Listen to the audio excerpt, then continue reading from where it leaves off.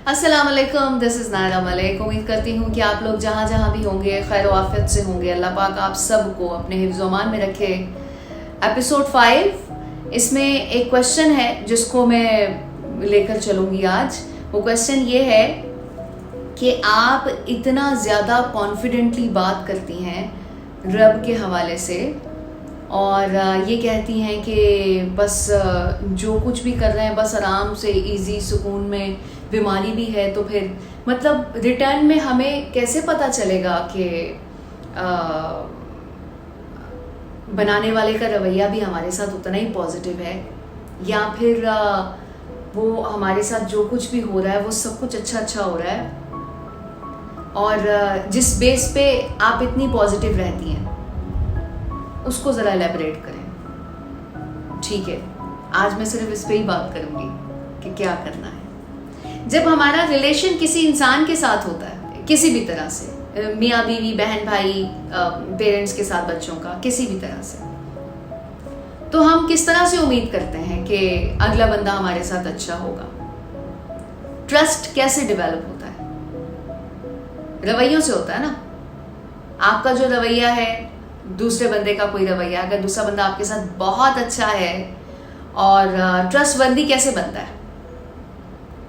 जब हम कहते हैं कि एक स्टेज आ जाती है ना जिस वक्त हम कहते हैं कि भाई मैं आंखें बंद करके उस इंसान पे भरोसा कर सकता हूं, तो वो कैसे बनता है? वो जो हमारी डीलिंग्स होती हैं उससे बनता है ना। हमें पता चलता है कि भाई ये तो बहुत बाउसूल इंसान है और ये इसी तरह से ट्रीट करता है हर किसी को, और हमें उम्मीद होती है कि अगर कोई हमारे पे बुरा वक्त आ गया तो ये नहीं कहीं जाने वाला, अगर इसके पास नहीं होगा तो ये बता देगा। मतलब ऐसी छोटी छोटी चीज़ें होती हैं जिससे ये ट्रस्ट डेवलप होता है। सही है।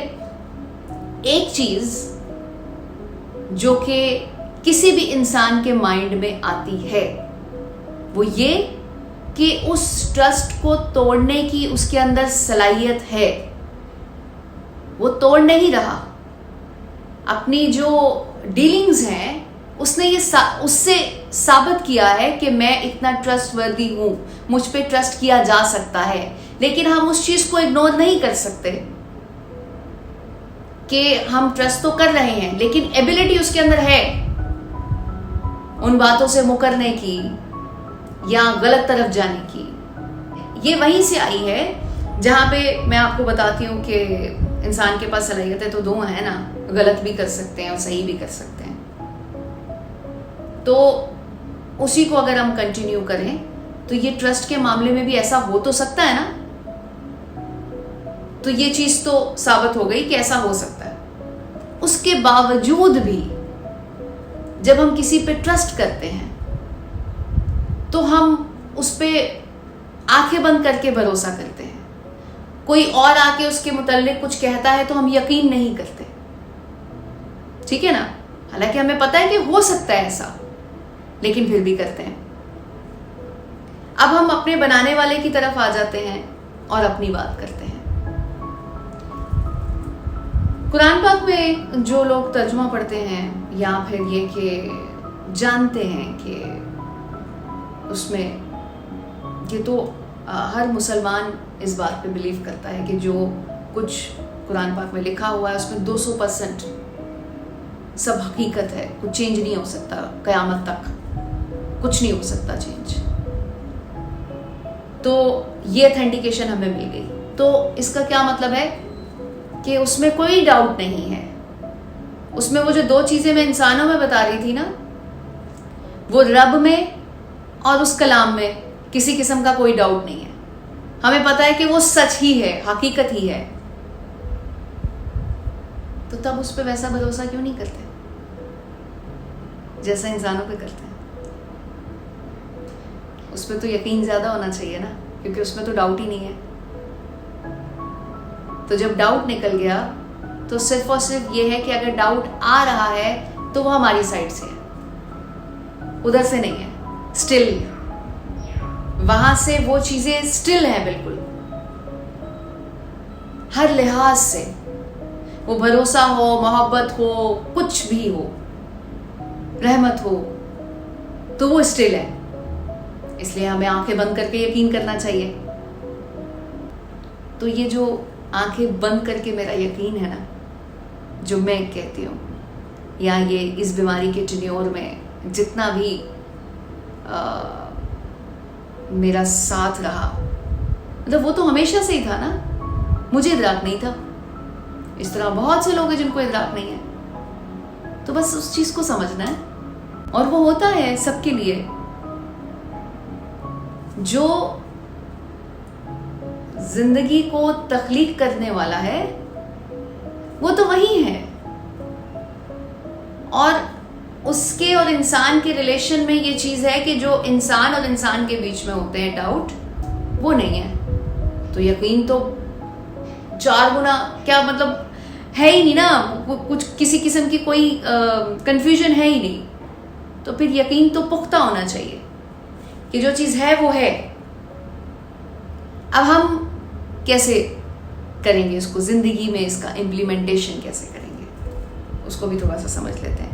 जब यकीन पुख्ता हो गया, तो जब हमारे मामलात इस तरह से कभी खराब होते हैं तो कुछ डाउट ऐसे आ जाता है कि ये क्यों किया अल्लाह पाक ने हमारे साथ, हमारा बनाने वाला है तो उसने क्यों कर दिया, ऐसे क्यों हो गया। इस जवाब के लिए लास्ट ब्लॉग देख लीजिएगा, एपिसोड नंबर 4, उसमें मैंने बताया है, डिटेल में बताया है। जब आजमाइश है तो पड़ाव है, तो जब पड़ाव है तो उनकी डीलिंग्स कैसी होनी चाहिए ये हमें समझना है। तो गिला तो फिर आएगा ही नहीं, फिर हम सुकून से जिंदगी गुजारेंगे और अपनी परफॉर्मेंस दिखाएंगे कि हम ऐसे परफॉर्म कर रहे हैं इस सिचुएशन में। हम एक उंगली बढ़ाते हैं उसकी तरफ, उसको समझने में, तो वो हाथ बढ़ाता है। हम कहीं कहीं जिक्र करते हैं उसका, तो वो पता नहीं कौन सी शानदार महफिलों में हमारा जिक्र करता है। मतलब उस तरफ से रिटर्न जो है ना वो बहुत ज्यादा है। अब एक और चीज, इस चीज पे यकीन कैसे होगा। एक तो ये स्टेप हो गया, दूसरा स्टेप पुख्ता यकीन कैसे होगा मुखलिसी आपकी रिलेशन की। फिर इंसानों की तरफ आ जाते हैं। दो इंसानों के बीच में जो रिलेशन होता है उसको प्रूव करने के लिए एक दूसरे के साथ जो हमारी डीलिंग्स चल रही होती हैं, हम ये साबित करते हैं मुख्तलिफ तरीकों से कि मुझे तुमसे मोहब्बत है। अब कभी हम गिफ्ट देते हैं, कोई अच्छा रवैया रखते हैं, कुछ छोटी छोटी चीज़ें अगले इंसान को यकीन दिलाने के लिए करते हैं। तो एक मकाम ऐसा आता है जिस वक्त यकीन हो जाता है। लेकिन उस यकीन के होने के बावजूद आप 100% मुखलिस हैं किसी के साथ, उस मुखलसी में खोट तो आ सकता है ना। और इस चीज़ में ये किसी पे आप उंगली नहीं उठा रहे, लेकिन उसके अंदर सलाहियत तो है ना उन वादों से मुकरने की। कुछ लोग होते हैं ना जो वादे करते हैं मुकर जाते हैं, तो इसका मतलब है सलाहियत है। अब कुछ टाइम है, 2-4 साल आपका रिलेशन बहुत अच्छा चला, और उसके बाद अगर कोई दोनों में से एक इंसान किसी और तरफ उसका ध्यान हो गया, या जिसको हम आम जबान में कहते हैं जी मोहब्बत कम हो गई, या अब ये ट्रस्ट की भी बात हो रही है और मोहब्बत की भी बात हो रही है, तो इस चीज को तो हम माइंड में रखें कि सलाहियत है। तभी तो बहुत से रिलेशंस होते हैं। कुछ ऐसे होते हैं जो कि चल रहे होते हैं, बहुत अच्छे चल रहे होते हैं और एंड तक अच्छे चलते हैं। ऐसे भी होते हैं, बहुत से होते हैं जिनमें आपका एक टाइम पे बहुत अच्छा ट्रस्ट ट्रैवल होता है, लेकिन किसी एक वाक़ये की वजह से वो शेक कर जाता है। तो उसकी जो जड़ है वो ये है कि उसके अंदर सलाहियत है। तो वो जो मुखलसी वाला रिलेशन है वो डाउटफुल हो जाता है, वो मुखलिस नहीं रहता। अब हम अपने बनाने वाले रब की तरफ आ जाते हैं। खुलूस, पाकीज़गी। तो खराबी आती है तो कहां पे आती है? हमारे अंदर है ना। रिलेशन मुखलिस रखना ना, मुखलिस रहेगा तो डाउट नहीं है कि चीजें ठीक नहीं होंगी। 100 क्या, 200 क्या, 300% चीजें ठीक होंगी। रिलेशन मुखलिस होने का मयार क्या है? कैसे पता कि मतलब हमने करना क्या है मुखलिस रखने के लिए? इंसानों के लिए क्या करते हैं, वो चीज उसको अच्छी नहीं लगती, नहीं करनी। किसी से मोहब्बत हो तो उसकी गैर मौजूदगी में भी हम नहीं करते। मोहब्बत में बात कर रही हूँ, वो प्रेशर, वो डरावे की बेस पे नहीं बात करी, मैं सिर्फ उस आज़ाद मोहब्बत की बात कर रही हूँ जो किसी भी रिलेशन में हो तो हम सोचते हैं कि नहीं भाई ये उसको अच्छा नहीं लगता काम, मैं नहीं करूँगी, मैं नहीं करूँगा। ऐसे होता है ना।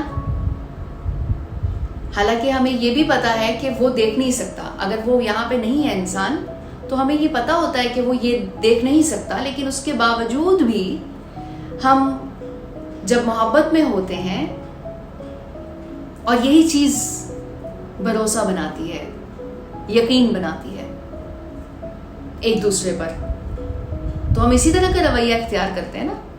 नहीं उसे ब्लैक कलर नहीं अच्छा लगता, नहीं उसे मेरा किसी कज़न के साथ बात करना नहीं अच्छा लगता, मैं नहीं करूँगी, इस तरह से। और वो फिर दूसरा बंदा खुश हो रहा होता है कि भाई ये तो मेरी मर्जी के हिसाब से चल रही है। इसी तरह एक इम्पॉर्टेंट पॉइंट जो मैंने आपको बताया कि वो देख भी नहीं सकता, तब भी हम पीछे से मुखलिस होते हैं। अब आ जाते हैं बनाने वाले की तरफ। उसको तो हमें पता है कि वो देख भी रहा है, फिर भी हम बहुत से काम ऐसे कर रहे होते हैं जो उसे पसंद नहीं है। तो क्या ये मुखलिस ही है? तो हम उसके सामने ही कर रहे हैं ना सब कुछ। कुछ चीजों का इदराक नहीं है, वो अलग बात है। कुछ चीजें आपको पता है, स्टेजेस होती हैं मोहब्बत में। जब स्टेजेस बढ़ती जाती हैं तो आप आहिस्ता आहिस्ता आहिस्ता आहिस्ता उसकी मर्जी के मुताबिक अपने आप को डाल लेते हैं, इसलिए कि उसका इख्तियार है हम पर। आप ये सोचें कि जब रूह उसने बनाई, बॉडी उसने बनाई, ये जिंदगी उसने दी, ये जो हमारा इस दुनिया में टेन्योर है सब उसके हाथ में है, सांस उसके हाथ में है, तो कैसा लगता होगा मतलब जब इंसानों की ये सारी हरकत, सारे अमल वो देख रहा है, सुन रहा है, और जब हम उसके अगेंस्ट काम कर रहे होंगे, उसके बावजूद वो अपनी तो रहमत बरसाए चले जा रहा है।